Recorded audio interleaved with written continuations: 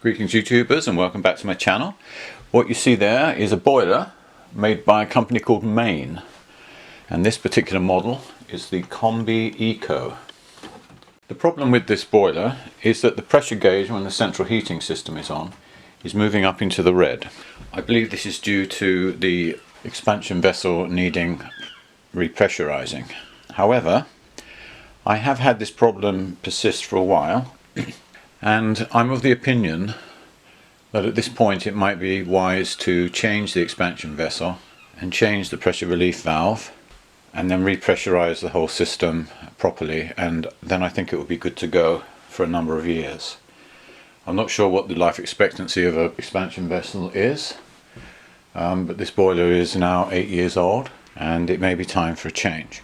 I looked on eBay and they had an expansion vessel which you see there in the box. This will fit this boiler and many others, incidentally. There's a whole list of them. It's obviously quite a common part and it's shared by many boilers.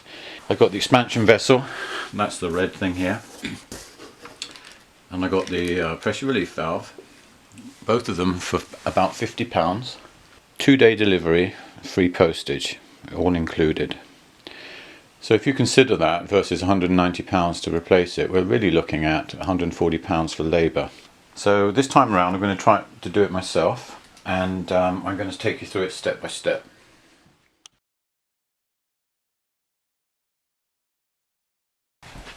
I've got some thick plastic here.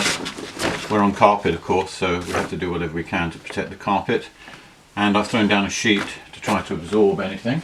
Now it's time to isolate the boiler. That's just a fancy way of saying disconnect it from the power source.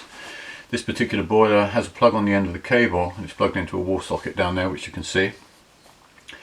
Some of them may be wired into a junction box of some sort. There may be a fused junction box, in which case you could disconnect it from there, pull the fuse, or just go down to your breaker box, your fuse box, your distribution box, and switch the breaker off or pull the fuse, depending. But basically do whatever you can to disconnect this from the mains. This is obviously a safety precaution. We won't be fiddling about with anything electrical, but it's basically the standard that we should abide by. So I'm switching it off, pulling out the plug. It's now fully isolated. Underneath my boiler I have a wire here that runs from the thermostat. This is basically a box on the wall which sequences with the thermostat, which is mobile. You can move it from room to room, but this is what turns the boiler on and off relative to the temperature in the room that you have the thermostat. And this is the mains in. So we have the main water supply coming in, which has a shut off up here. We have the heater flow and return, which is this one and this one over here. They also have a shut off. There's a gas pipe running up the centre here, which we'll be leaving alone, but that does have a shut off. Won't be touching that. And there's also a hot water out which feeds the shower and the kitchen and the sink and so on. So hot water out, cold water in, flow and return, and the gas. This is the pipe that vents to the outside when the pressure relief valve opens should there be too high a build-up of pressure. This here is the filling loop. Normally I disconnect that, but that's in place at the moment, so when the boiler pressure drops it's usually filled by turning both of these isolating valves on. So the first thing is to isolate the radiator's flow and return. We just turn those off. There's the other one. There we go. And while I'm here I'm just going to isolate the mains water flow. It's not necessary, but it's not going to do any harm. It's a bit stiff, but obviously hasn't been turned in a long time. Okay, so there's a good start. Okay, so the first thing we're going to do is to take the cover off. So you pull this down, there are 2 screws.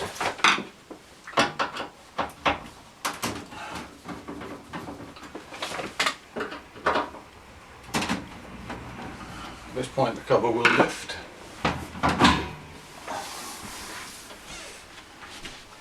Put that somewhere safely.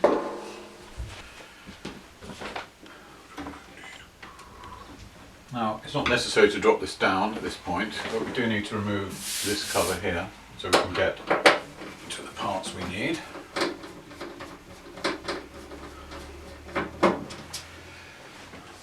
I always put all my bits in a jar or something so I don't lose anything, all my screws.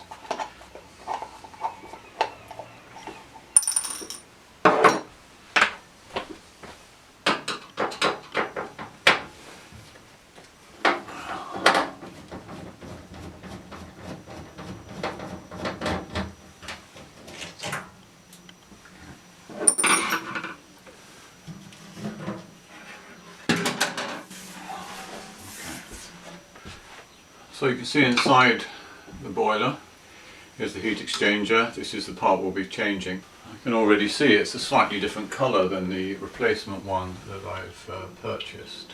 The one I'm replacing it with is slightly wider. There's plenty of room there for it, so I think we're good. The pressure relief valve is down here, so we'll be replacing that too.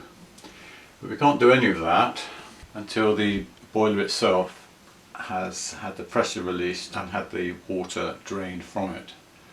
This is currently full of water. What we're trying to achieve here is isolation of the boiler from the system. Now the central heating system is under pressure. It is pressurized by this filling loop, and the boiler is designed to work with pressure within the system. By isolating it, by turning off these two valves, this one and this one, everything beyond the boiler or beyond these isolation points is still under pressure, but it's isolated in the sense that the pressure can't find its way back up into the boiler. So rather than depressurizing all the radiators, all the pipe work and everything of that nature, by doing it this way you're basically, as the word implies, isolating the boiler from the pressure of the system. There's a close-up look of the pressure relief valve. You can see it there, the red knob. Just to the right of it you can see a cream or white coloured tap, a plastic tap with a nozzle sticking out. That is the valve to drain it down. So that's one way of doing it. You can put a hose on there and you can turn the wheel. I had in the garage one of these water line levels which had two gauges, one at each end, and I found that the pipe was the perfect fit there to push on that nozzle, and I just have it draining into a small bucket on the table here in front of the boiler.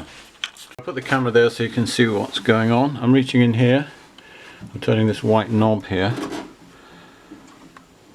Oh, here we go. So you can see some fluid slowly creeping along the pipe or the tube.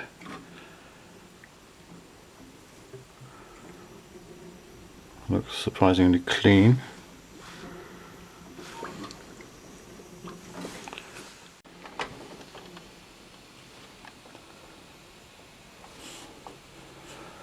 So it's nice and clean.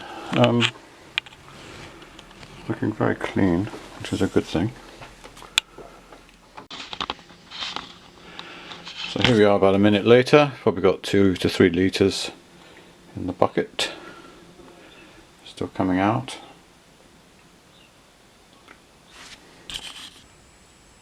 You can hear the glugging of the expansion vessel. As the water's coming out, it's presumably got to be replaced by air.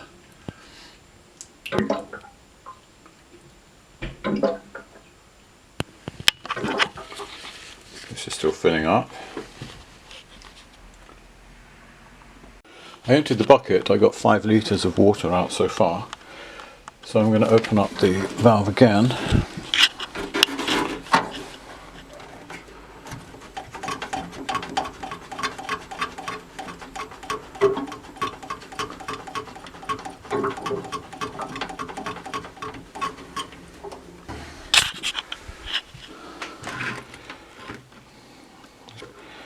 There's really not much coming out.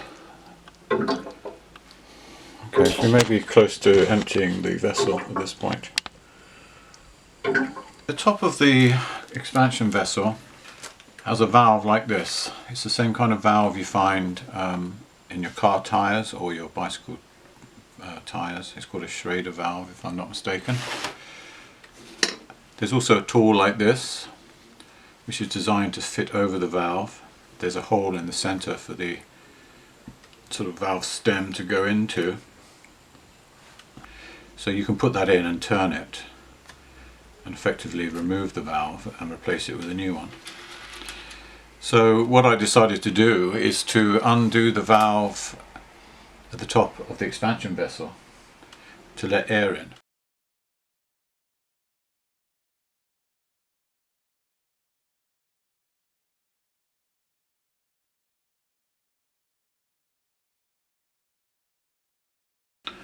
Okay, so I've loosened the valve at the top of the tank to let some air in. I'm now opening this shut-off valve here to let the water back out through the pipe.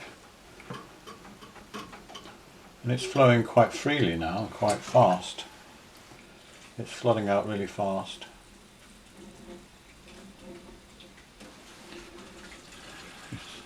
It's clearly emptying the tank. I'm currently at 7 litres I've taken out. I've been measuring it. I feel satisfied that when this stops flowing, that the tank will be fully emptied and I can remove it. So the screw at the back here, which holds this bracket, is very tight. So I've taken the screw out of this venting. It's like an air intake duct, I suppose. I'm just removing it. It comes out easily. It has a rubber seal here. So I can reach inside and get some pressure on the screwdriver. That's it. I just simply couldn't do it with that in the way.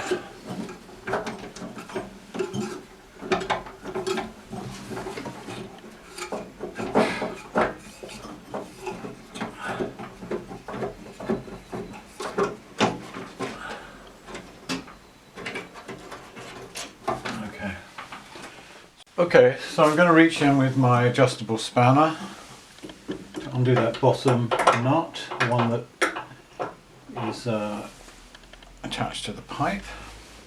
Now I could have done this. Before removing the bracket, but I didn't. So there might be some movement.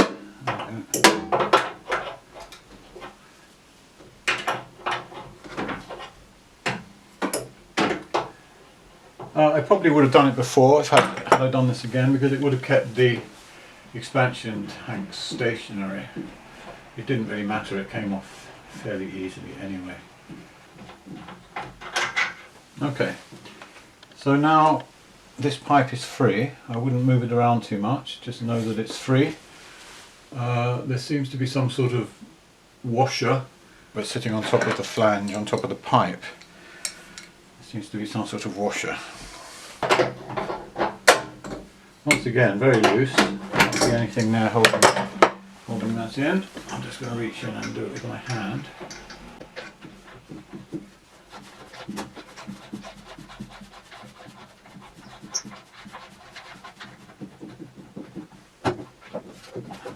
Okay, that's out. So once the nut is off, you can take the expansion vessel, lift it slightly, and just bring it through the hole. There's not a drop of moisture on the bottom. Jolly good. That's what we want to see. Don't want to be making a mess. At this point I'm going to be removing the hose. I'm going to shut the valve down so it doesn't continue to drip. So I'm closing the valve, turning it clockwise. There we go. And I'm squeezing this together and working it off. My hand trapped. There we go. Just want to take a look at the two expansion vessels. Maybe there's something we can learn from them. Well, the first most obvious thing is that the new one, which is this one here, the one at the bottom of the screen, is clearly quite a bit thicker.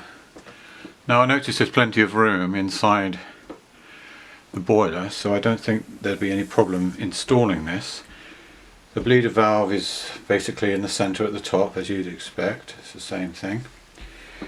At the bottom here there's a threaded nipple, which seems to be the same length and the same thread. This is flatter.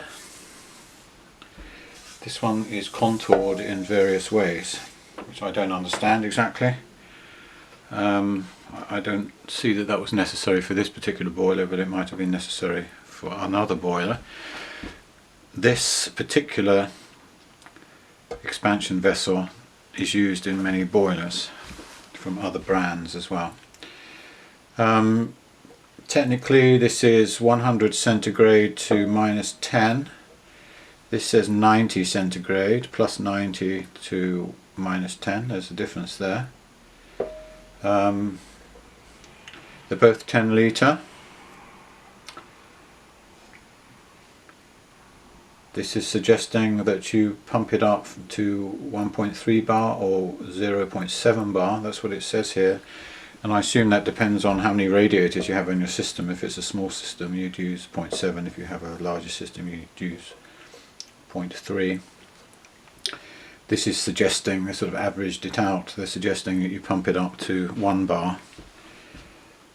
Maximum pressure is 3 bar on both, and test pressure is 4.3 bar on both. So with the difference of the temperature, this being plus 90 and this being plus 100, there's really no difference. This has a date which says 23 of the 1st 1921. I assume that's the manufacturer's date. This is a 2012 expansion vessel, and this one here is a 2021. So there's a difference of 8-9 years. So this is 9 years old and this is basically new. So it's had 9 years of use, more or less, maybe 8 to 9. So maybe it is time to change it, and hopefully the pressure loss problem will go away. I also intend to change the pressure release valve and this air vent at the top while I'm at it. So the first thing I'm going to do is to take the cap off. I'm going to use my valve tool, and I just want to double check that this is pressurized already. Interestingly enough. I'm just tightening the valve in. I want to make sure that it's completely sealed and that it doesn't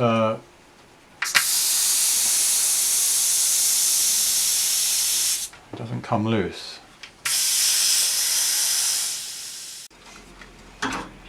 I don't think it goes that way because the expansion vessel doesn't come all the way to the front, so you need to have the setback at the front like that.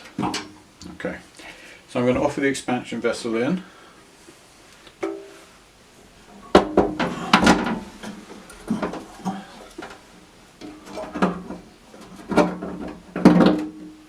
And as you can see, there is room for it. There's plenty of room for it. Just hope I can get the bracket on. Yep, that seems to be fine. Okay, I'm going to put it on the top of the screwdriver. Try to line up the bracket exactly as it needs to be.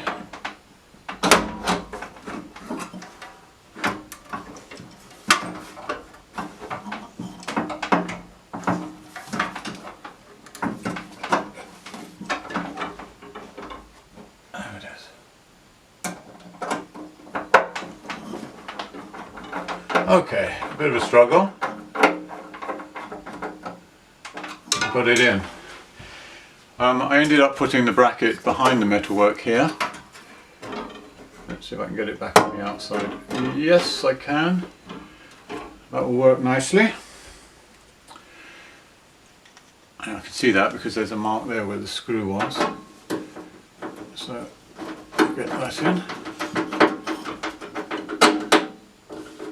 Okay, so really that stops the vessel from falling sideways. It doesn't do much else. It's not that secure. That's what the nut on the bottom does. The nut here has to go back. It just rides up over the pipe.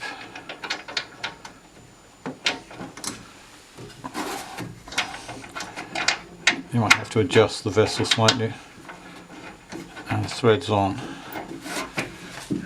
Now this has nothing to do with any watertight fitting or anything, it's purely there mechanically to hold the vessel in place. I'm going to have to do it with my left hand.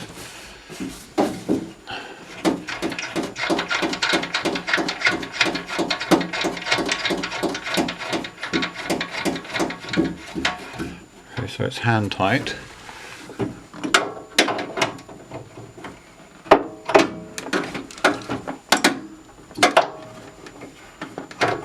There's not a lot of room there, but you can flip the adjustable wrench side to side. Okay, it wasn't very tight before, but I'll just snug it up reasonably tight. Okay, well that's taken most of the movement out. Now the next thing is the pipe here needs to be refitted. Now it seems to line up the way it did before. So when I bought the expansion vessel and the PRV, it came with these sort of fibre washers. So the two small ones, one of those would serve to replace that. As tricky as this is, from where I am, I'm going to put that on top of the pipe, but might have to just pull it down just a little bit. That's just a fraction of an inch. Oh boy.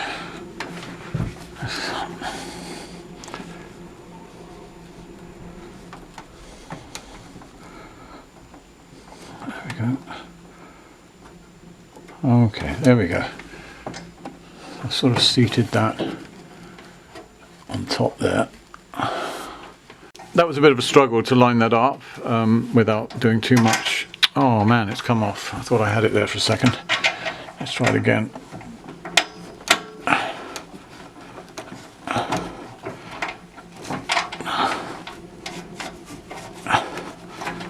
I can't tell if it's on or not.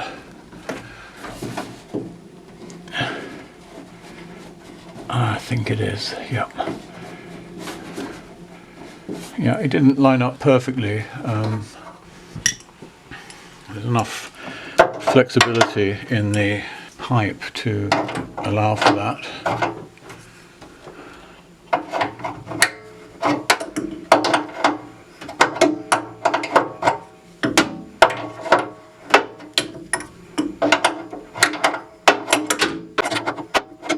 So there's all room here to get the spanner in.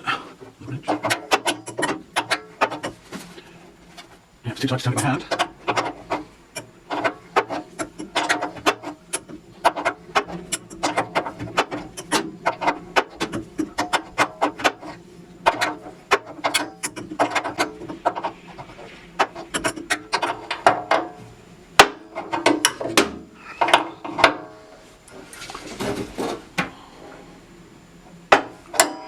I can feel it taking up the slack now. There's no almost there. I don't want to over tighten it. So that's probably enough. I'll keep an eye on it once I repressurize it. Before we go any further, I'm going to replace this. So the end with the seal slips on here. It's a nice easy fit. And then the screw goes back in to secure this. I found that if this isn't screwed in fairly tightly, this can rattle. I had it rattling before, and I wondered what it was, and I realised it was this, and just tightened it up a bit tighter. That's it. Push it home. Okay, so everything up there has been finished. So to facilitate access to the valve, I'm just going to take these two screws out. You can see they're reasonably long ones.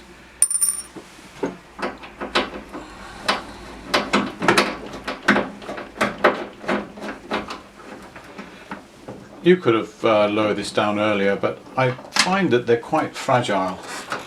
They're just sort of hanging on some plastic hinges here. I don't really trust them. So I'd rather just, if possible, keep it out of the way. Now, this pressure relief valve, it has a sort of neoprene rubber style washer, and it's a push fit. It just pushes in to the sleeve back there, and then there's an Allen key type of thing that will be tightened up, and it will just engage in this what is a kind of groove all the way around, and that's how it's fitted at this top side. And the bottom side, which is the overflow outside the building, that has to be undone from below. So that's probably the first thing. We can't remove it while it's still connected to the overflow. So if the pressure builds and the valve opens, the water is expelled through this pipe. So when you buy the boiler, you have to connect this sort of venting pipework yourself, and it's got to go on here. And of course it's extremely difficult to get to it. Okay, there we go, there we go. There we go. It's not under any pressure. But unless I can disconnect it, I'm not going to be able to remove the pressure relief valve, or the PRV as it's called. Okay, there we go. So we see there the same sort of thing. I don't think it's ever actually received any pressure, so there's probably a bone dry. Let's have a look. Is the washer bone dry? No, it's slightly wet.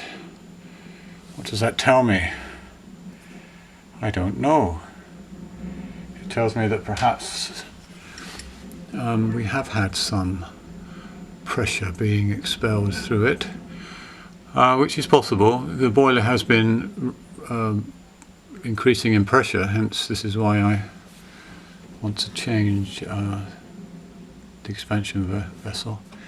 Okay, so the next part of this job, now that we've removed the pipe, is to remove the valve itself, and you'll need a very small Allen key. I've got one with it's not a very long handle, if you will, which is fine because there's hardly any room up here. Now you've got to get it up inside the little screw. Oh, and there's hardly any room to do this, by the way. So that's a bit fiddly. Okay. Oops, and yes, and then you drop it. If you don't drop it, you're not working properly. Don't forget to drop it. Oh man, I'm not sure if there's an easy way to do this. I could try to come down from the top. Okay, I think I've got it inserted now into that grub screw. Now you're going to undo it, which is, as you're looking at it, it's to the left. Okay, so it wasn't very tight. But you're going to have to keep repeating that process until the screw is loose. Yeah. It's just a bit of a shame the way that the pipework all lines up. It makes it very difficult to get to it. Anyway, I should persevere trying to get that out. Okay. I can't pull it out from down below, so I'm going to release the actual valve itself from the casing. And I'm doing this in the hopes that I can grab the rest of it with some kind of grips and pull it out.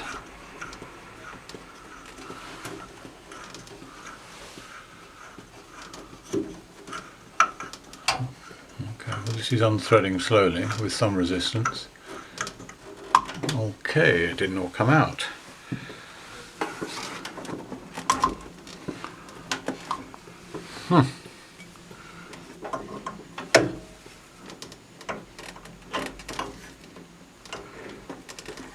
There it is. Okay. So I'm hoping I can grab this and pull it.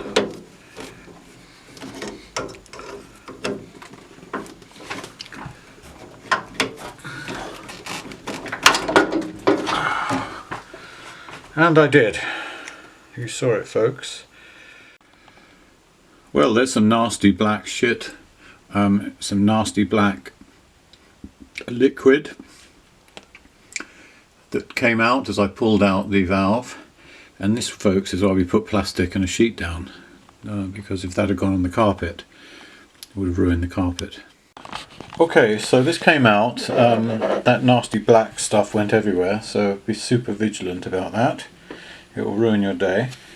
There's this sort of little coupling here, male to male type of coupling. I need to remove that, so I'm going to take that into the garage and unthread that because I need to reuse it.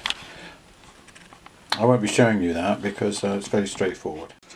So this is the bit that I removed. It came out of here. Actually, it came out of there. I got covered in the nasty black goo. So you know, be careful. This stuff is just dreadful. It gets everywhere. I'm going to put a bit of Teflon tape on. Anyway, I think that the thing that we have to take away from this is that if you're going to bother to replace the expansion vessel, you may as well just go ahead and replace the pressure relief valve. I think it's a good way to go. So I'm just going to tighten this hand tight, not too tight, just as easy as I can get it in, and then I'll refit it and I can tighten it up when it's in place. Now of course water only goes down here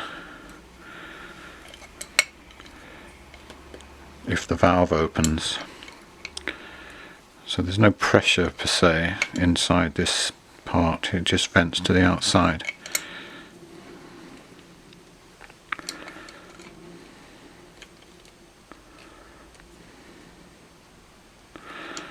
Anyway, no reason not to tighten it up.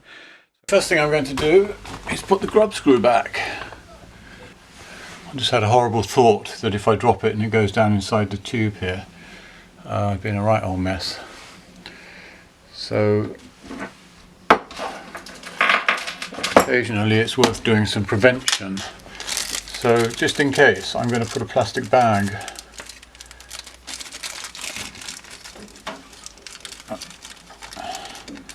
over that pipe, because if I should lose this in there, then I'd have to find another one, and that would be almost impossible, I suspect. Certainly today. Okay.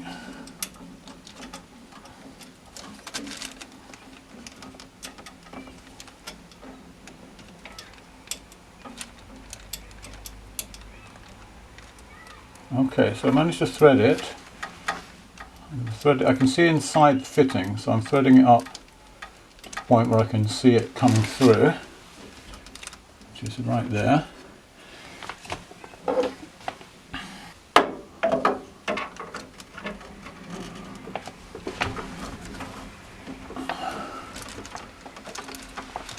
There it is. You have to push it hard and then it sort of clips into place.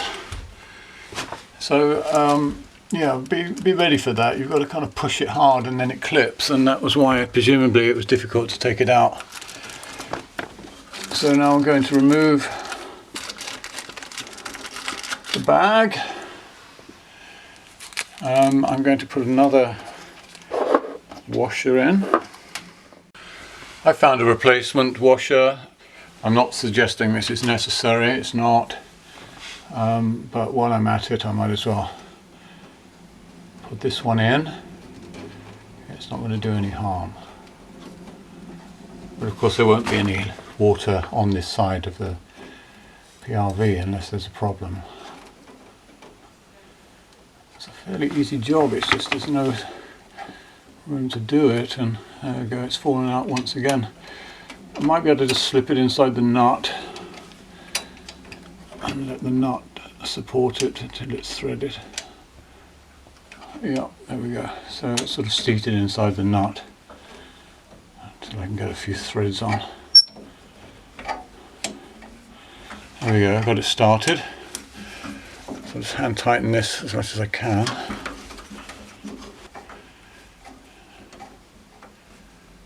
Okay. Alright, so that's pretty much the alignment. That's not going to move. So I want to do the grub screw and clamp that in.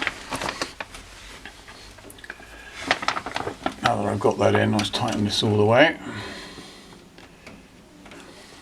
Getting that nut tightened there was quite difficult. There's hardly any room to get a tool in there. But by doing sort of small 1/8 of an inch turns and adjusting the spanner, I was able to tighten it up tight enough that I felt happy about it. So that's the PRV valve fitted.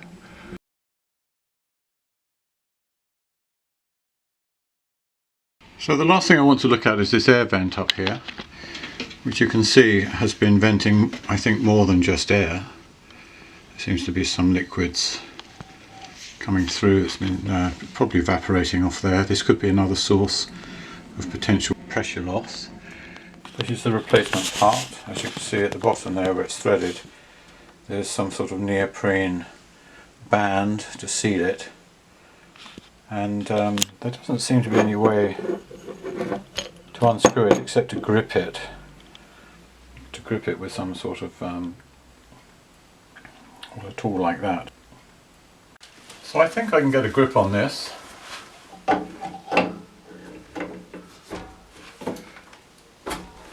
we go. So that wasn't too difficult.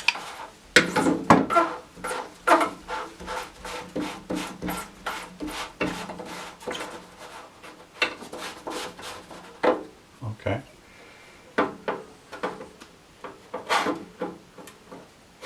What I noticed is this one has a fibre washer and this one doesn't. It has a different type of washer.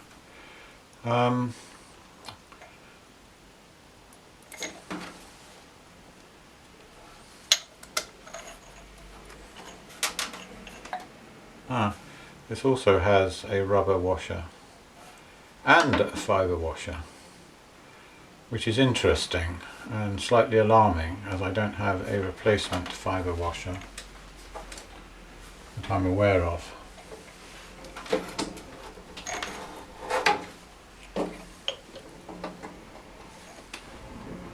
I would think the rubber washer would be sufficient. I don't really know what the fibre washer does, except it locks on top of the nut here.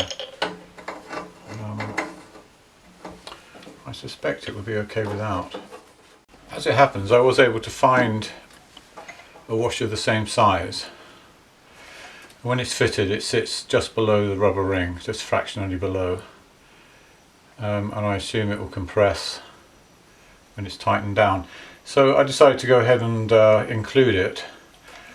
Now I'm also going to put a little Teflon tape around the threads, and the reason for that is also to stop this washer from sliding off when I try to screw it in.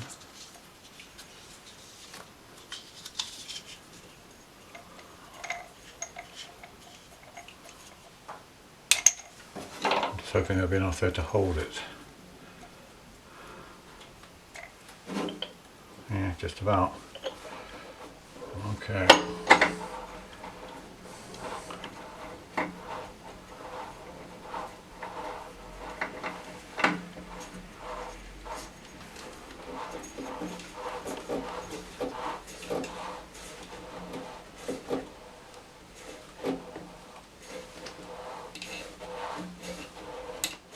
So at the back there you can see the washer sitting on top of this coupling nut here, and you can see the air vent sort of clamping down onto it to seal it. So I think we're okay. I'm just going to tighten that up and I think we're good to go. There's a little cap here which should be fitted in the top to stop the dirt going in.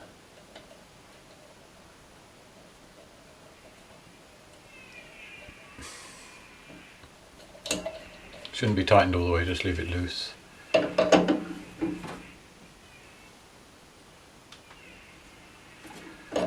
reckon that's good enough. That's pretty tight.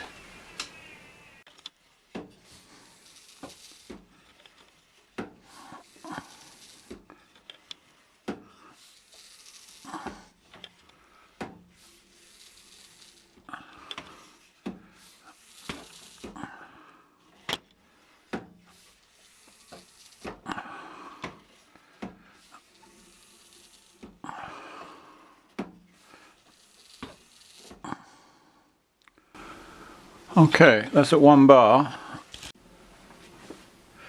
So at this point I'm ready to refill the boiler and pressurize it.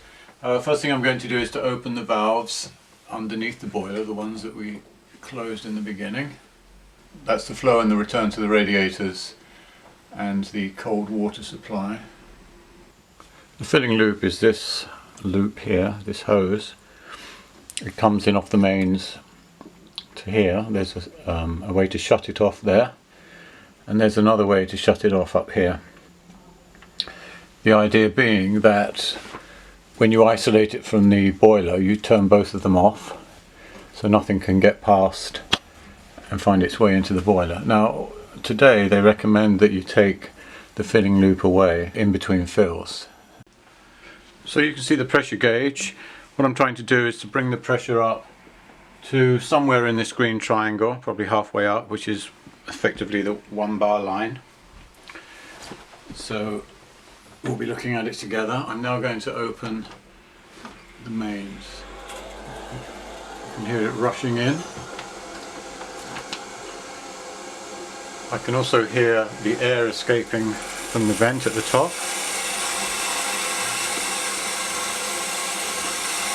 It's going to fill the expansion tank.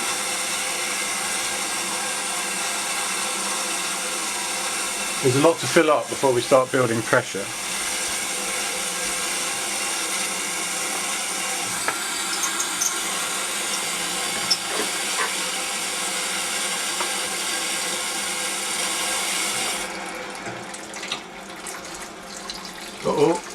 Stop.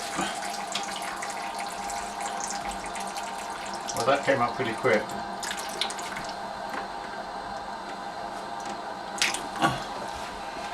Okay, I've way over pressurized here, so I'm going to let some out.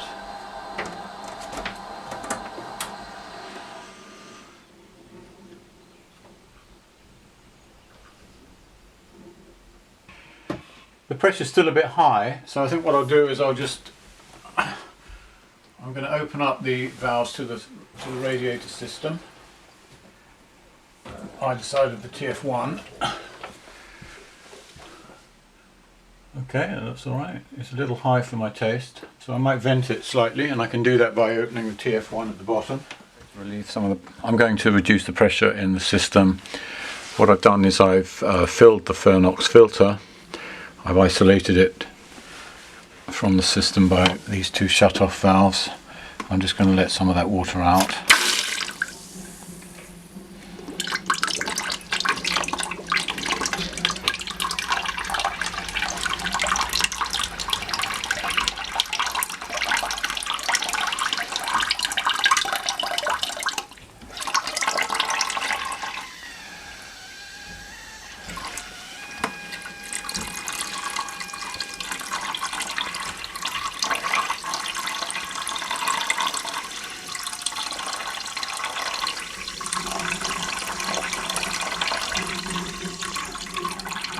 There we go, so that's 1 filter's worth of water.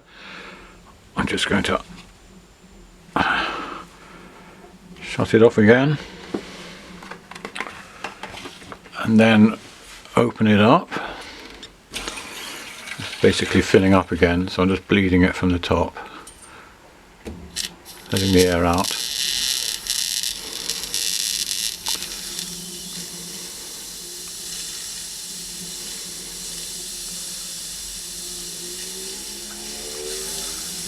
There we go. So as soon as the water comes out the top, you know it's full. So I'm now going to open the system fully, top and bottom.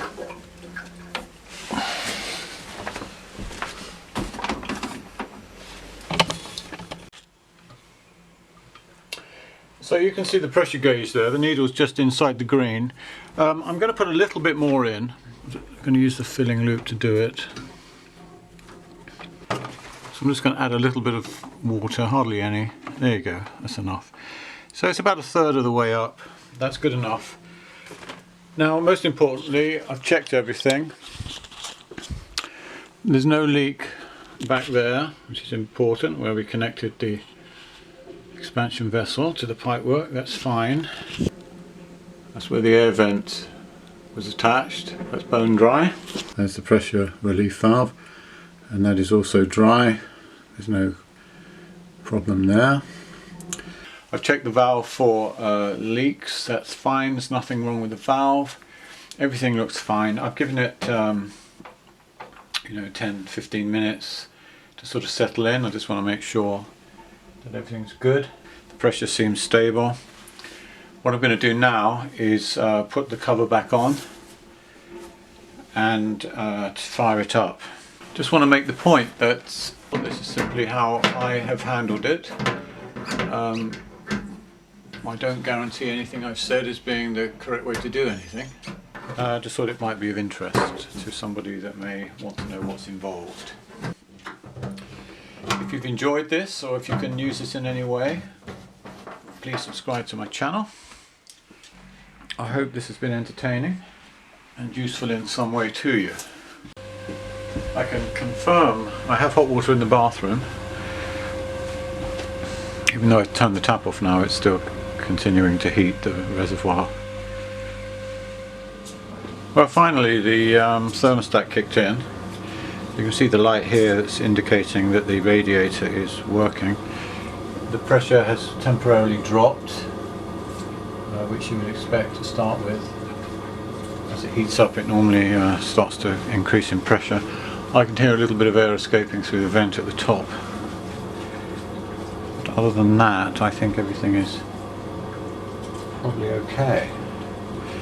I'm going to leave it to heat up a little bit, keep an eye on the pressure gauge.